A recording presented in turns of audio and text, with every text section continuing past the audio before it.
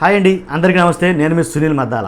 ఆంధ్రప్రదేశ్లో విద్యార్థులందరూ కూడా ఒక మాట మాట్లాడతారండి. ఏంటంటే జగన్ గారిని మావయ్య అని పిలుస్తారు. చాలా ముద్దుగా, చాలా వినసంపుగా మావయ్య అని పిలుస్తారు.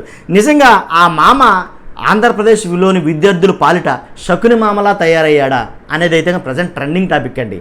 ఎందుకు అన్నానంటే కనుక ఆ మాట ఎందుకు అన్నానంటే మామయ్య శకుని మామలాగా మారాడా అంటే కనుక నిజంగా నిన్న వచ్చినటువంటి రిజల్ట్స్ ఏవైతే ఉన్నాయో ఇంటర్మీడియట్ రిజల్ట్స్ కానీ అవి మొత్తం తలకిందులైపోయినాయి కొన్ని చోట్ల. ఎలా అంటే ఏదైతే మామూలు హై స్కూల్ని 10+2 చేశారో ఆ హై స్కూల్లో రిజల్ట్ చూసిన తర్వాత మొత్తం ఎలా అంటే మొత్తం తలకిందులైపోయింది అనమాట రిజల్ట్స్ మొత్తం. అక్కడ మొత్తం విద్యార్థుల భవిష్యత్తు అగమ్యగోచరంగా మారింది అనేది చెప్పొచ్చు. నిజంగా అదే విషయాన్ని వీళ్ళు ఈనాడు చెప్పడం కూడా జరిగింది. ఏమని రాసుకొచ్చారంటే వాళ్ళు గ్రామీణ విద్యార్థులకు వారి పాఠశాలల్లోనే ఇంటర్ కళాశాలలు కూడా ఏర్పాటు చేసి అక్కడే నాణ్యమైన విద్యను చదువుకునే అవకాశం కల్పిస్తామని గొప్పగా చెప్పిన జగన్ సర్కారు మాటలకు చేతలకు అసలు ఎక్కడా పొంతనా లేకుండా పోయింది.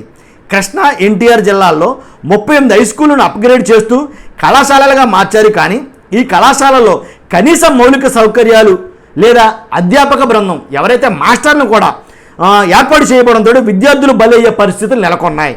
తాజాగా ఇంటర్మీడియట్ మొదటి ద్వితీయ ఏడాది ఫలితాల్లో ఈ స్కూల్ ప్లస్ కళాశాలలో చేరిన ఈ హై స్కూల్ ప్లస్ కళాశాలలో చేరిన వారిలో కనీసం 30% మంది కూడా ఉత్తీర్ణులు కాలేదు. మరియు దౌర్భాగ్యం అండి. 2 జిల్లాల్లో కలిపి మొదటి ఏడాదిలో 616 మంది విద్యార్థులు ఈ కళాశాలలో చేరగా వారిలో 589 మంది పరీక్ష రాశారు. 589 మందికి కేవలం 166 అంటే 28%, 166 మంది మాత్రమే నామమాత్రపు మార్కులతో గట్టెక్కారు. మిగతా 423 మంది ఫెయిల్ అయిపోయారు. అలాగే సెకండ్ ఇయర్ చూసుకున్నట్లయితే 211 మంది పరీక్ష రాయగా వారిలో 63 మంది మాత్రమే పాస్ అయ్యారు. మిగిలిన వాళ్ళందరూ ఫెయిల్ అయిపోయారు, అంటే 30%. ఈ పాపం వైఎస్ఆర్ పార్టీ సర్కారుదే, ముమ్మాటికి జగన్దే.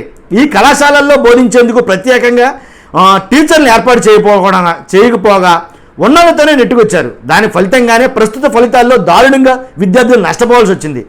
2 జిల్లాల్లో ఈ బడి కళాశాలల్లో కనీసం ఖాతా తెరవనివి 13 ఉండడం బాధాకరం.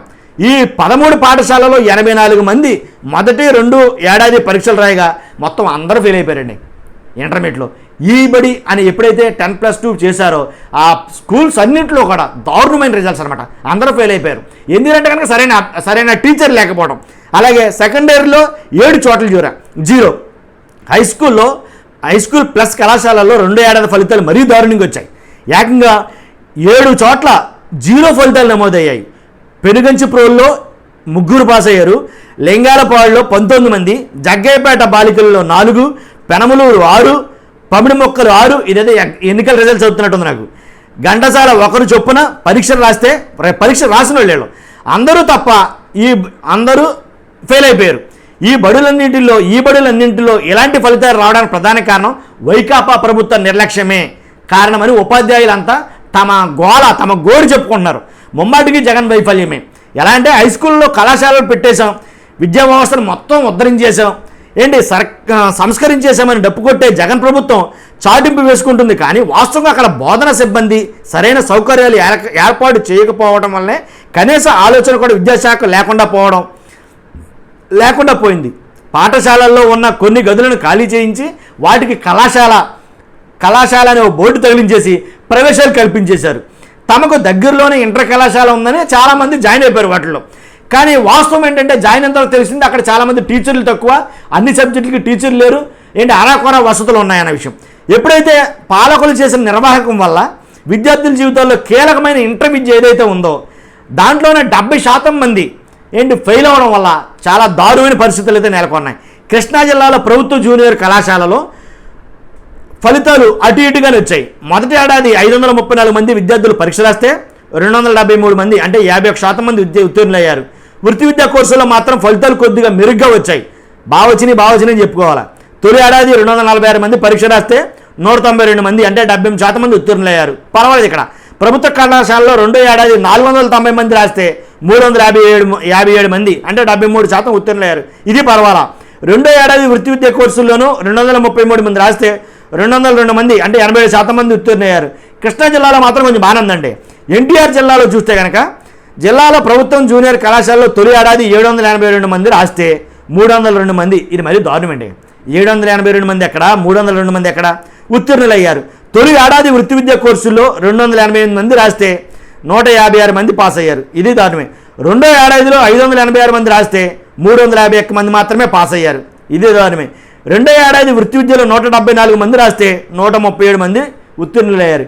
ఇదండి ఇంత దారుణంగా ఉండడం వల్ల ఏంటంటే కనుక ఈ బడి ఏదైతే ఉందో మొత్తం అట్టర్ ఫ్లాప్ అయింది ఆ ప్లాను అనేది అయితే కనుక వీళ్ళు దీని సారాంశం. అంతేకాదు బడి కళాశాలలో ఇంత దారుణమైన ఫలితాలు ఎప్పుడు చూడలేదు అసలు. ఎందుకంటే కొత్త ఎక్స్పెరిమెంట్ అనుకున్నారు, ఏమనుకున్నారో తెలియదు. కానీ ఈ కళాశాలలు ఎక్కడైతే ఓపెన్ చేశారు ఈ బళ్ళు అక్కడ మెరుగైనటువంటి అధ్యాపకులు ఉంటే కనుక ఈ ఫలితాలు వేరేలా వచ్చేనేమో. కాబట్టి విద్యార్థులు కొంప ముంచింది ఈ జగన్ సర్కార్ అనేది కనుక చాలా రకాలుగా మాట్లాడుకున్నారు. 13 హై స్కూల్ ప్లస్ కళాశాలలో 0 ఉత్తీర్ణత అంటే ఎక్కడ జరగకూడదేమో. 13 కళాశాలలో 0 ఉత్తీర్ణత ఎక్కడ జరగకూడదు. తీవ్రంగా నష్టపోయినటువంటి గ్రామీణ విద్యార్థులే. ఇదండి ఈ రకంగా అది మాత్రం ఏదైతే ఆ ఎక్స్పెరిమెంట్ ఉందో అది ఫెయిల్ అయిందనే చెప్పుకోవాలి. చూస్తున్న మీరందరూ మీ అమూల్యమైన అభిప్రాయం కొంతమందికి నచ్చొచ్చు నచ్చకపోవచ్చు. కాబట్టి కొంతమంది మీ అభిప్రాయాలు కూడా తెలుసుకోవాలని కామెంట్ చేయండి. అలాగే మర్చిపోద్దు కొత్త వాళ్ళైతే సబ్స్క్రైబ్ చేయండి. Thank you.